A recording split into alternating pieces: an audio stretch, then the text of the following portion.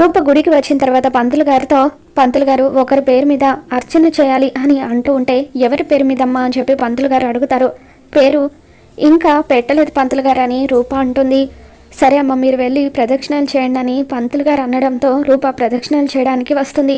ఇక ఇంతలో ఒక దగ్గర జీవన్, దీపక్, విజయాంబిక వీళ్ళు ముగ్గురు కూడా మాట్లాడుకుంటూ ఉంటారు. వాళ్ళని చూసిన రూప చాటుగా ఉండి వాళ్ళు ఏం మాట్లాడుకుంటున్నారో వింటూ ఉంటుంది. అప్పుడు విజయాంబిక అలా చేస్తే రూప కన్న కొడుకు బతికే ఉన్నాడన్న విషయం రూపకు తెలిసిపోతుంది అని చెప్పి అంటూ ఉంటుంది. దాంతో రూప విజయాంబిక మాటలు విని ఒక్కసారిగా షాక్ అవుతుంది. ఇక గతంలో హాస్పిటల్లో జరిగిన విషయాన్ని గుర్తు చేసుకుంటుంది. విజయాంబిక నీ కొడుకు పుట్టగానే చనిపోయాడంటూ నువ్వు చూస్తే తట్టుకోలేవని పాతి పెట్టమని చెప్పాడంటూ చెప్పిన మాటల్ని గుర్తు చేసుకుంటుంది. ఇక అలా విజయాంబిక మాటల ద్వారా తన కన్న కొడుకు బతికే ఉన్నాడన్న విషయం తెలుసుకున్న రూప షాక్ అవుతూ నా కన్న కొడుకు బతికే ఉన్నాడా అని చెప్పి ఏడుస్తూ ఉంటుంది. మరి నిజం తెలుసుకున్న రూప ఏం చేయబోతుందో మళ్ళీ మన ఛానల్లో తెలుసుకుందాం. ఈ వీడియో మీకు నచ్చినట్లయితే లైక్ చేయండి.